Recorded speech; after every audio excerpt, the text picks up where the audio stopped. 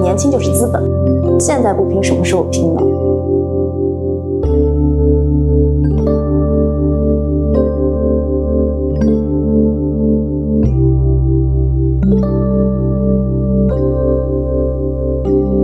我觉得努力是有回报的。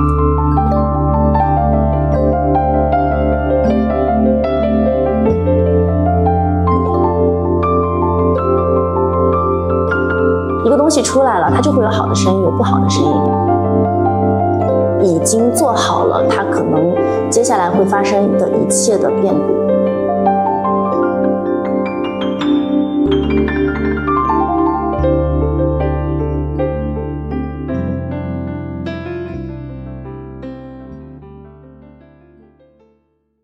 作为横店的卷王，因为我知道你非常多的短剧，对，你是怎么看待这个行业，以及说你会觉得压力大吗？其实我觉得这个取决于自己喜不喜欢这个东西，因为我本身是很热爱表演的，所以对于我来说，高强度反而不是一种压力，对，我觉得是一种热爱，对，是我喜欢的东西，我就会很想去做好它。早期的时候是做编导的，对，然后是在2023年开始涉足到短剧的行业，那你会是什么样的一个契机进入到这个行业？因为我以前是做编导的，所以就是手底下会有很多的通告群，因为我本身需要去找演员来完成我的作品，对，然后那个时候有了通告群之后呢，就是觉得演员是不是可以成为我自己的副业，因为当时在职场里面可能因为是长得太漂亮了吧，然后老板总是让我出镜，然后手里就有了一些作品集，然后用这些作品集去报这些通告，然后就报上名了，然后就开始进入短剧这个行业。当时做的编导也是短剧的部分，还是说它其实是长剧的部分？不是，我以前做的编导是品牌代运营的部分。因为其实这几年短剧的发展非常的迅猛，体量已经超过了电影的票房。是。那刚介入这个行业的时候，你会觉得短剧是什么样的一个行业？到现在就2年的时间，短短2年的时间，它的发展。刚进入这个行业的时候，其实它整体的制作会比较粗糙一点。对，当时可能就是双机位，然后2个棒灯就开始拍了。但是我觉得以后的话会越来越趋于精品化。对，因为现在体量也大了，市场变大了，所以后面的制作肯定是会往更高端的去走，去精品化去走。所有行业都是28法则，是，基本上20%的人占据了80%的市场。你会怎么看待一个量变到质变的过程？还是说会怎么看待其实大家看你的短剧的过程当中会给到你一个标签化？其实我有一个标签，对，他们可能会觉得我可能是在短剧里的乐妲己，对，但是我觉得这是一件好事情，让大家都记住了你。至于后续的发展的话，肯定还是想挑战一些不同的本子，挑战一些新的角色，对，其实会让大家看到更多面的我吧。短剧的整个的制作班底是比较流水线的，是比较工业化的，甚至是相对同质化的。其实你有看到这些问题吗？当然，因为我们的体量非常的大，对，体量非常的大，所以很多本子它避免不了会有很多相似的部分。但是基于每一个人物，他可能会有不一样的背景，有不一样的成长环境，对，所以其实我觉得对于我来说的话，会在不同的角色里面寻找他的不同的点，对，把这些点放大，对，它并不是每一个角色都一样的。长剧在探索就是人性合理性的部分会更加的精准一些。对，那你在演短剧的过程当中会突破一下心理的冲突吗？因为他的这种情绪表达是非常的快速的外放，对，他会比较夸张一点。其实我并不是科班毕业的嘛，所以在表演上的话，因为我也没有拍过长剧，我一开始进入就是短剧这个行业，所以其实我更多的是在一点点的经验中去学习去成长的，包括像每一个角色它其实有自己不一样的点在，然后包括每一场戏有自己不一样的痛点、爽点、痒点，这些点怎么样把表演设计到这些点里面去，把它放在一起，观众想要看什么，我觉得这个对于我来说是比较重要的。跟一些从业人员聊过，他们有聊到说短剧整个模式里面可能会谈到一个痛点爽点，是，然后会考虑到它的一个爆发力，对，以及说它是不是一个爆剧，而且相对的从业人员都是属于临时的班底。刚进入到短剧行业，你的目的是什么？你的目标是什么？到现在你的目标又是什么？刚开始进入短剧这个行业，其实我就是想看一下这新的市场到底是怎么样子的，因为我挺看好这个市场的。我觉得短剧未来一定是一个趋势，因为毕竟你想抖音啊、快手啊这些平台出现了之后，其实大家更想看的内容就是更短的、更快的、节奏更快的，看起来会更爽的一些东西。所以我想尝试一下不一样的东西，所以就是从编导慢慢的往演员去转。本来是副业，然后后来现在变成主业，对，变成主业了，就证实了我的想法，所以我觉得这对于我来说是一个很好的尝试。到现在这个阶段，已经有了一定的流量，而且基本上在短剧的行业，大家都知道粤语厅，所以会有一些转变吗？说我可能接下来我的选的本子也好，我要合作的班底也好，我可能需要挑一下，以及说我能不能再用我之前编导的一些经验去介入到这些短剧的，比如说内容的部分，比如说制作的部分，你有想过说可以重合一些自己的角色来调整你后面的步骤吗？其实我挺庆幸之前是作为编导的，对，因为有了编导的一些经验，就是可以把很多的表演的点设计到我的角色里面去，然后包括像每一部戏它的一个看点在哪里，然后它的名场面怎么去设计，我们这方面的话都会跟导演和团队去沟通，尽量做到能实现自己的一些想法吧。我觉得这个点，我觉得是我拍戏到现在以来，就是让我觉得比较怎么说呢，比较爽的一个点吧。对，就是能把自己的想法去融入到这个剧本里面去，对我来说是很重要的。但这种快节奏会不会少了一些雕琢？就比如说333，3天的剧本，3天的搭建，3天的拍摄，就这种很快速的节奏，对演员来说其实是很耗心力的，因为你少了一些雕琢，你可能出来的东西就是很同质化的，那会遇到一些评论啊，遇到一些质疑啊。当你看到这些的时候，你会觉得自己有想要去做一些改变，或者让整个行业里面让慢下来去做一些雕琢的部分吗？但是现在这个行业它就是周期短，它是没有办法，它是一个有规则在里面的，所以我们能够做的就是尽量在这个规则里去做到最好。对，我会把我的想法去跟团队去沟通，我觉得这点很重要。但是至于能不能呈现一个最好的状态给大家，我觉得这个每个人心里都有自己的哈姆雷特吧。对，但是我是量力而行，我觉得做到问心无愧就好了。你的竞争压力在哪里？最大的竞争压力是我自己。对，因为我是想要去突破自己，去呈现更好的状态给我的粉丝，给我的观众，给我的受众，所以我觉得其他对我来说都还好，竞争压力是属于在我自己身上比较体现多一些。我看过你的一个采访，你说你特别想要演一些反面的角色，就比如说女魔头穿到高中生是吧？对，黑道大佬穿到女高中生，是，就是你会觉得什么样的角色是你自己特别想要演的？其实我最想演的就是黑道大佬啊，然后还有说是女将军的这些角色。但其实我想要挑战不一样的角色，但是之前可能因为我找我的类型呢可能是偏就怎么说妩媚一些的角色多一些，所以这也是，但是那类角色爆了之后，找你的剧本大部分都会是那样的角色。所以我想要做的就是突破，尝试新的东西。对，我想要尝试新的东西。所以以前的定位就是一个调戏美人。对，以前的定位会偏调戏一些。对。你是00后，你觉得年轻是需要打拼的年代吗？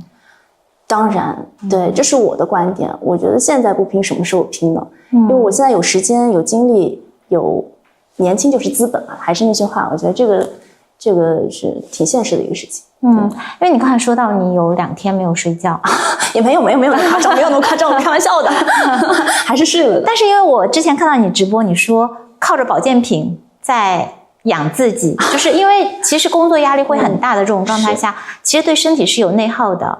我没有想的太多，因为我喜欢，我就想做好。现在谈到00后会比较的分2极，就比较的撕裂，就一部分会觉得我其实是要躺平，然后我不想要太多的内耗，一部分可能还会处在一种非常打拼的这种状态。然后很多人都说00后现在就属于45度躺平，就是他一方面卷，一方面又想躺，就是有时候卷又卷不动，躺又躺不平这种状态。那你作为00后的代表，你会怎么看待你们这一代的人？平心而论就可以了，想躺平就躺平啊，想努力就努力。我觉得因为人生有不同自己的阶段在，你可能这个时候想躺平，那个时候就想要再打拼了，就是每一个阶段也会有不一样的想法。你想我和2年前的状态肯定也是不一样的。你有焦虑过吗？其实还好我不是属于那种会容易焦虑的类型。对，还好。那你是一个计划性很强的人吗？在人生的大事上我会去做一个计划，包括我以后想做的事情我也会做一个大致的一个计划。但是至于这个计划能不能实现吧，我觉得我一步一步去走，能实现就实现，不能实现我心态也放得很平，我也不会说一定要去做好这件就是做成这件事情什么的。我觉得我尽力了，我就问心无愧。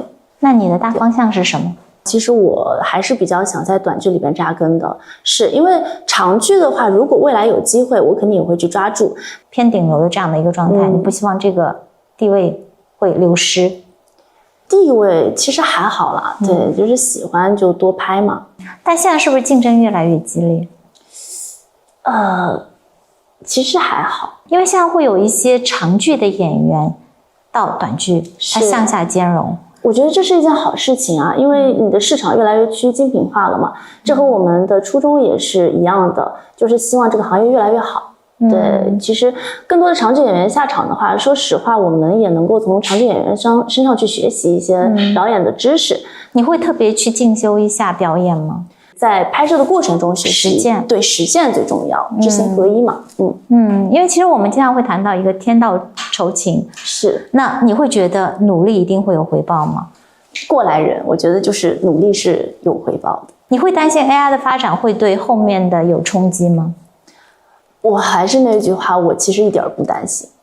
对，我觉得这个就是后续的市场谁也说不准。对，我不担心，我是喜欢就是当下的那种人，我是走在当下的。短剧演员目前还是你的最主要的一个身份以及职业目标。对，以后的事情也说不准嘛，可能也会成为一个制片，也会成为一个导演。会考虑一些比如说 IP 孵化啊，比如说挑一些本子啊，然后其实是可以有更精准的方式来控制整个短剧的质量。当然有。我觉得 IP 这个就是个人 IP， 我们现在也一直在着手做的事情嘛。对，后续也会有一些惊喜给到我的粉丝宝贝们，反正到时候他们就会知道了。你是从什么时候开始重视你自己的个人品牌的打造？我觉得就是进入这个行业开始之后，然后慢慢的23年吗？没有，我们以前是拍男频多一些，然后因为我们之前的公司的话就是男频戏比较多嘛，所以我们当时就一直在拍男频。那对于我来说其实并没有什么成长的，因为毕竟女生嘛，拍女频戏还是会更出圈一些，所以后续拍女频戏对我来说进步是最大的。分一下说我什么时间工作，什么时间我想要休息，会有这样的一个计划吗？我更多的还是把心思放在工作上。那你会中间跳戏吗？就比如说我今天拍的当下我就是全部在这部戏里面，还是会中间可能会嘎戏啊？不会，因为它节奏太快。对，因为它节奏就是很快，我们需要快速的进入到这个角色里面。对，其实我更多的是去吃透这个剧本，它到底在讲的是什么，然后这个角色为什么当下是做这样的一个行为，这个对我来说很重要，所以我会在开拍前就把剧本给磨透了，然后磨透完之后就拍，就不会出戏。会去看各种评论吗？比如说短剧很浮夸，各种好的评论就是扑面而来，我相信你肯定会有很多这样的评论。我当然会看。对，我会看不同的声音，然后看就是趋利避害嘛，看什么东西是我真正需要去进步的，对，然后什么东西是我需要去学习的、去改进的，我会去看这些评论。不太会受到一些负面评论的影响。不会，因为我记得你有一次在直播的时候说黑红也是红，那个是什么样的当下会初生牛犊不怕虎吧，属于这样的一个心态。因为我觉得就是不同的声音就是很正常，一个东西出来了它就会有好的声音有不好的声音，那我们需要去接受，就是去接受这样不好的声音在，我觉得这个是很正常的，所有的事情所有的都是这样子的。怎么会情绪这么稳定？是真的是没有波动吗？还是说就是特别想骂回去怼回去的状态吗？怎么说，因为我觉得我是我，你是你，对，我接受你的声音，但是我也可以做我自己。对，我觉得道德是用来束缚自己的，不是用来束缚别人的嘛，对吧？所以我接受你的声音。那接下来会稍微放慢一点吗？比如说我要稍微沉静一点，会让自己的体量稍微少一点。对，会。因为现在也是趋于精品化了，所以每一部戏基本上周期都在10几天左右，那你1个月只能接2部啊。对，就只能接2部就接2部嘛，然后其余的时间做一些别的事情。对，会去复盘一下自己以前的剧，觉得哎，我那个地方没有演得特别好。我会看自己的戏，看自己的评论，然后看一些点在哪里，然后观众爱看的点是什么，对，然后去分析他的痛点、伤点、痒点这些东西。对。那会去看其他人的戏吗？竞争对手的这些戏？会看吗？我还真的不太会看，我个人是不太会看这些戏的。对，其实每个人最大的竞争对手可能就是肯定是自己，而不是别人。对，很多人把别人跟你放在一起比，只是说他从他的眼光来看你跟别人的比较在哪里。是，对。那对于整个班底，你会现在有自己的要求吗？你会对他去做一个前期的评估吗？新人没有办法去选择，但是我们现在目前到了这个阶段，我们有选择的权利了，所以肯定会去选好一些的班底，好一些的本子，这个是无可厚非的嘛，因为毕竟要对自己的戏负责。对，所以我们在拍戏之前就肯定会对这个项目做一个考量，这个是很正常的事情。对，是。但是当然了，作为新人来讲的话，没有选择的权利，我觉得这个就是我刚刚说的，人生有不一样的阶段，每个阶段有自己的想法。是。所以现在的你是有选择的权利。现在的我对于以前的我来说，有更有选择权一些。对。你是什么时候发现自己特别热爱拍戏？自从拍短剧之后吧，我就觉得很喜欢，然后就觉得很有意思，就是相较于我以前坐班的那个感觉啊，我是觉得原来我喜欢编导是因为我喜欢拍戏，我喜欢戏。会觉得自己喜欢一些创造力的东西？当然是，我觉得能把自己的想法去体现出来，去表演出来，就让我觉得很爽很开心。对，所以我喜欢这件事情，让我有成就感，就会让我更自信。我觉得这是一个心境上的一个变化。会去看整个大环境，比如说世界的洪流和个人的锚点，就是我个人要专注在哪一块，你会自己评估，还是说其实会问问家人的意见、父母的意见以及周围亲朋好友的意见？不会耶，因为我更多的是我觉得我自己想做很重要。对，别人的看法是别人的看法，我的看法是我自己的看法。但如果我不去做这件事情，我会不会后悔呢？我会在心里有个这样的考量。你有后悔过的事情吗？我不会，因为我做这个决定，我就已经做好了它可能接下来会发生的一切的变故。那你会给自己有一个未来的5年、10年的规划？其实不太会，但是我当然是希望我自己越来越好。但是还是像我刚刚说的，我是走在当下的人，只要我把当下这件事情做好了，我不后悔就可以了。因为除了你在拍戏，可能还会有一些直播的部分，就是你的工作的分类里面其实是会有很多个人输出的部分。是的。你会觉得累吗？我不累啊，因为我喜欢啊，我怎么会觉得累呢？这件事情对于我来说是有成就感的。在社交媒体的粤语亭会更加的偏向于自己，因为我看到在社交媒体上你会喜欢穿宽松的衣服啊，喜欢各种就是特别自我的小女孩的这种状态。然后演戏的时候可能我们就看到的是吊戏美女，其实我相信那个个人的状态可能对于你的演戏是做补给的。对于我来说，戏就是它有自己的背景，有自己的成长环境，对，它是不一样的，跟我个体肯定是区分开的嘛。对，所以这个东西没有说什么我在戏里是这样喜欢这样的一个状态，没有对。但其实社交媒体也是你另外一个输出的空间，以及说社交媒体是你一个个人品牌打造的空间。是在那个空间下会有什么样的目标？互联网它是一个网，你不同的平台肯定是会对你有帮助的，对你的个人 IP 打造是有帮助的。它是一个网，它就会在比如说抖音，它这个平台很多观众会通过抖音去了解你，然后了解你之后呢，他就会去红果，去关注你，去看你的剧。我觉得这个东西就是相辅相成的，所以我为什么要去做抖音呢？因为通过抖音这个平台有更多的曝光量之后，它其实对于我的戏是好的。你会有一些就是比如说粉丝影响的一些困扰吗？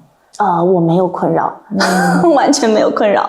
那除了工作之外，你喜欢什么样的生活方式？其实我觉得就是目前这个阶段，我更喜欢的就是工作的状态下的我，因为我很热爱这件事情，我想给它做好，然后我也很喜欢自己现在目前一个很积极向上的一个状态。对，我喜欢目前这个状态。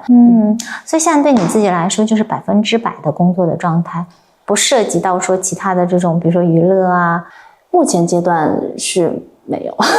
果然是，就是因为其实我看到岳雨婷的时候，很多人都说你是横店卷王。没有，还好，是因为你的量太大，是，所以基本上就是一步接着在拍。是的，一直在拍，一直没怎么间断过吧。而且你在古装的戏里面特别多。对，我拍古装戏会比较多，因为你毕竟古装赛道出圈的话，后续找你的本子其实基本上也会古装多一些。那接下来会有其他的，比如说现代装啊，其他的这种类型。因为现在你在这个赛道里做好了之后，你肯定会想要去尝试别的东西，你不可能就是一直定死在这个赛道里。但是呢，这个赛道有你的粉丝受众，所以你这个赛道还是不能割舍。1个月3部，你有很长的时间，所以你1个月你拍1部在这个赛道里的，拍2部在别的赛道里，我觉得这个都没有什么不冲突。对，不冲突。